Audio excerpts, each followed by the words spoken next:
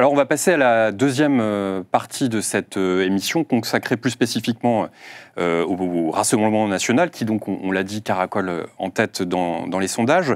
Et d'ailleurs quand on regarde dans les enquêtes d'opinion, Stewart Shaw, je reprends encore le sondage Ipsos que je citais à l'instant, on se rend compte que le RN est en train de conquérir de nouvelles catégories, les classes moyennes et supérieures notamment. Les cadres supérieurs restent en retrait, mais ils sont maintenant 19% à opter pour le vote RN aux européennes, contre 12% en 2022, où ils votaient massivement pour Emmanuel Macron. Est-ce que ça veut dire que le parti de Marine Le Pen est en train, finalement, vraiment d'achever cette mue qu'on a appelée dédiabolisation, normalisation, il y a plusieurs mots, pour justement devenir un parti de gouvernement?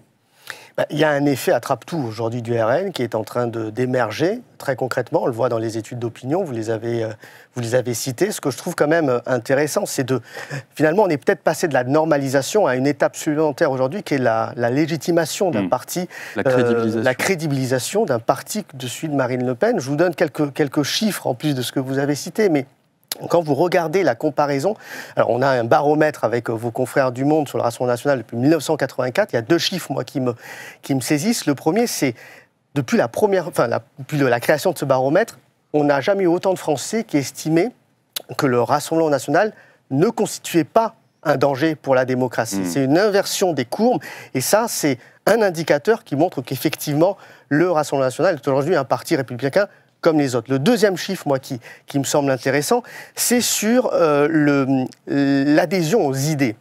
À peu près un tiers des Français aujourd'hui disent adhérer aux idées du Rassemblement national, mais ce qui est assez intéressant, c'est que quand vous regardez le score de ceux qui désapprouvent complètement le RN, c'est le score le plus bas jamais enregistré depuis 1984, donc ça prouve là aussi que sur le terrain des idées, autant que sur le terrain politique, on a une force politique, un mouvement qui prend beaucoup d'ampleur. Marie-Cécile, il y a un certain nombre de résistances tout de même, notamment dans les milieux économiques.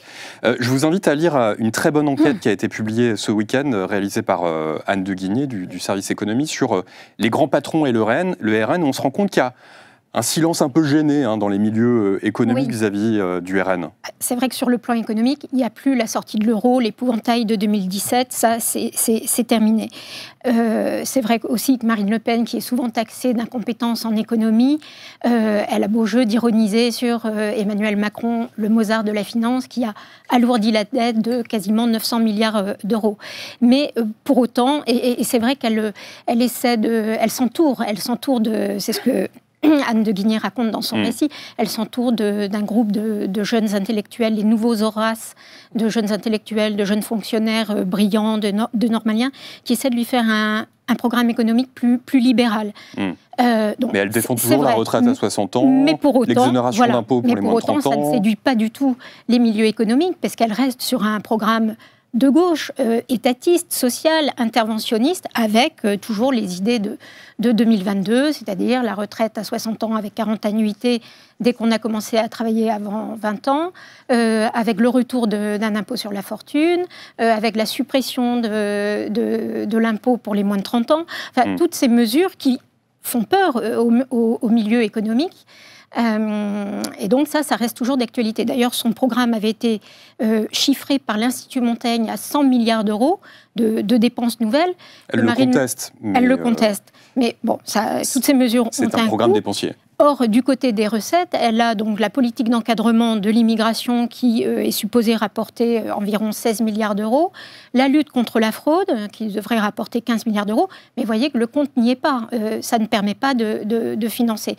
Donc les milieux économiques restent très distants, simplement sur le plan économique, mais ils restent très distants de ce programme qui reste un programme interventionniste, social et de gauche.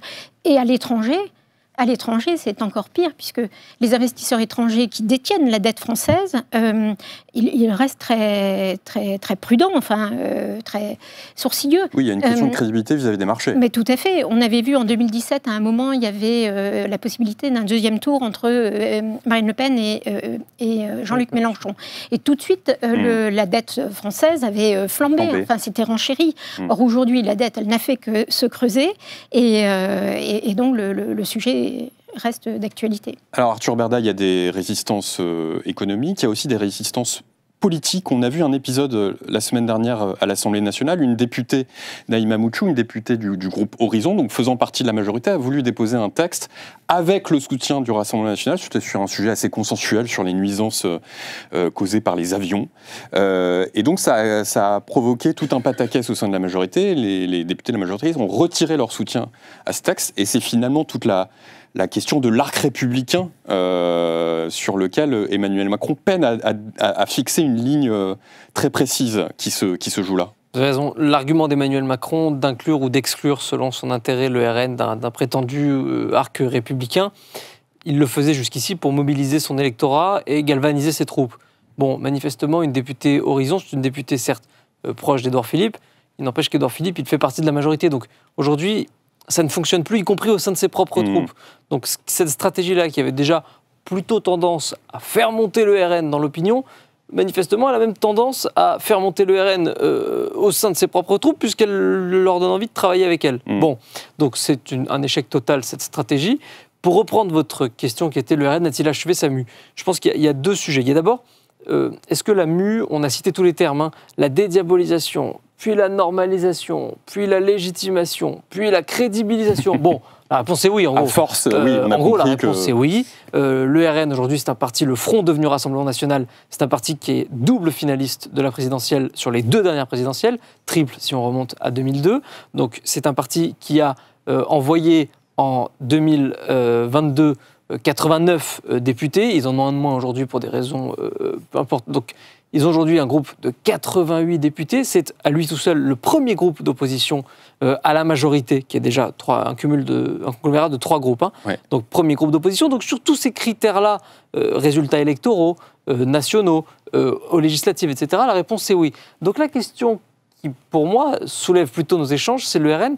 Peut-il exercer le pouvoir aujourd'hui ? Est-ce qu'il est en capacité de l'exercer ? Est-ce qu'il est en capacité d'exercer, d'appliquer son programme ?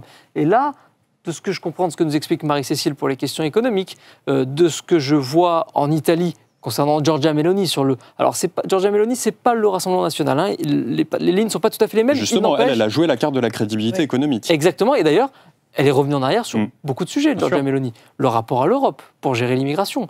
Elle s'est construite en opposition à l'Europe. Et puis, au moment où la question s'est posée concrètement à elle, elle a quand même appelé l'Europe au secours. Donc, la question maintenant, à mon sens, à mes yeux, elle est plutôt de savoir si le RN peut exercer le pouvoir, si le RN en a les capacités, si le RN pourra appliquer son programme ou si le RN, en cas d'accession au pouvoir, devra reculer sur toute ou partie de son programme. En tout cas, en termes de force politique, il a aujourd'hui, disent certains sondages, la capacité d'obtenir la majorité à l'Assemblée nationale. Je fais référence à un sondage qui a été réalisé pour le Parti Les Républicains, qui a été divulgué la semaine dernière par l'OP, selon lequel le RN obtiendrait entre 243 et 305 sièges de députés à l'Assemblée nationale en cas de dissolution.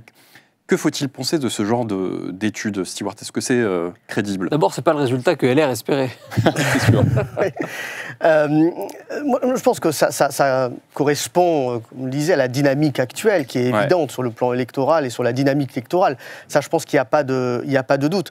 Par contre, je nuancerai quand même les choses parce que si vous regardez d'autres études, on voit quand même que la mise en perspective concrète du RN, comme vous le disiez très justement Arthur, qui accéderait au pouvoir, apparaît comme, si ce n'est pas très désirable, mais pour l'instant pas très probable non plus. C'est-à-dire que quand vous posez la question aux Français de savoir si Marine Le Pen ferait mieux que le gouvernement actuel, vous avez plus de 6 sur 10 qui disent qu'elle ferait ni mieux ni moins bien. Donc il n'y a pas une trajectoire très claire en disant s'il y avait Marine Le Pen au pouvoir, ce serait beaucoup mieux.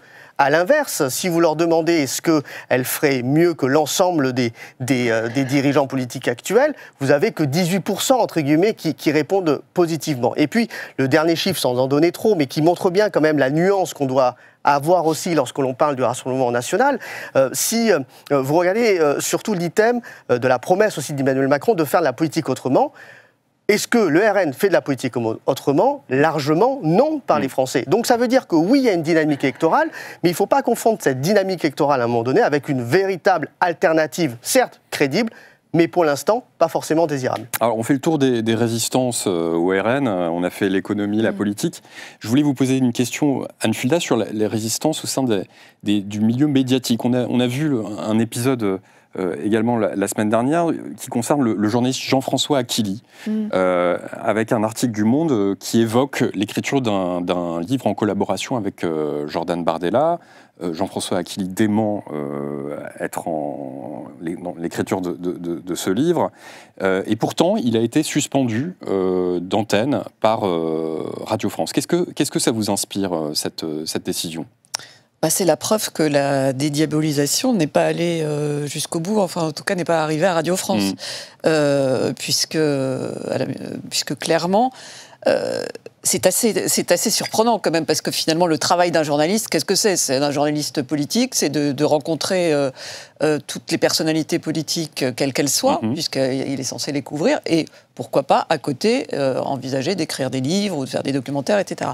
Donc en le sanctionnant comme ça, parce qu'il a envisagé, d'ailleurs il a dit ensuite que ce n'était pas le cas, d'écrire un livre avec Jordan Bardella, c'est vraiment une manière de prendre parti. Parce que est-ce qu'il y aurait eu la même chose si ça avait été un livre avec Jean-Luc Mélenchon ? C'est aussi la question qu'on peut se poser. Donc c'est vrai qu'il reste dans certains pans de l'audiovisuel public, et on le voit, des poches de résistance assez fortes. Enfin, on a le droit de ne pas aimer Marine Le Pen, c'est pas le sujet. Le sujet, c'est qu'aujourd'hui, dans un média, alors que tout le monde l'a dit, c'est désormais le Rassemblement national fait partie du paysage politique, est représenté à l'Assemblée nationale. Très souvent, les gens, on dit, en parlant de Marine Le Pen, elle ne fait pas de faute. Elle n'a pas fait de faute jusqu'à maintenant. C'est vrai qu'elle n'a pas commis de faux pas qui l'exclurait de manière automatique du champ du politiquement correct. Mais donc, justement, est-ce que le RN aujourd'hui n'est pas dans la situation la plus confortable, c'est-à-dire en n'étant pas encore au pouvoir, en pouvant dire, bah, regardez, on fait 30% dans les sondages, et en même temps, en pouvant aussi jouer la carte de la diabolisation avec ce type de la carte de la diabolisation, franchement, ils peuvent pas tellement... Enfin, la carte de la victimisation. Ils ont beaucoup joué pendant des années. C'est vrai que cette carte-là n'est plus jouable. Alors, ce petit cas, c'est vraiment assez microscopique et pas très représentatif, quoi. Donc, cette carte-là, ils ne peuvent plus la jouer. J'ajouterais juste par rapport à tout ce qui a été dit, c'est oui, le Rassemblement national est en train de monter, et l'indicateur le plus important, c'est que désormais, le Rassemblement national n'est plus considéré comme un obstacle à la démocratie, comme un parti allant contre la démocratie. Il y a eu un sondage en décembre qui montrait ça, que pour la première fois, il y avait plus de Français qui pensaient que le Rassemblement national n'allait pas contre la démocratie, alors que jusqu'alors, c'était le contraire. Mais il faut voir aussi le paysage autour qui compte beaucoup, c'est-à-dire qu'on a LFI qui est un parti qui effraie par certains par ses comportements excessifs, notamment à l'Assemblée et au-delà. On a un parti LR qui est totalement inexistant, bien qu'il faudra quand même surveiller François-Xavier Bellamy, qui fait une campagne intelligente comme il avait fait la dernière fois, mais qui effectivement n'arrive pas, malgré tout, à passer le cran au-dessus. Donc le paysage politique environnant compte beaucoup. Oui, tout n'est pas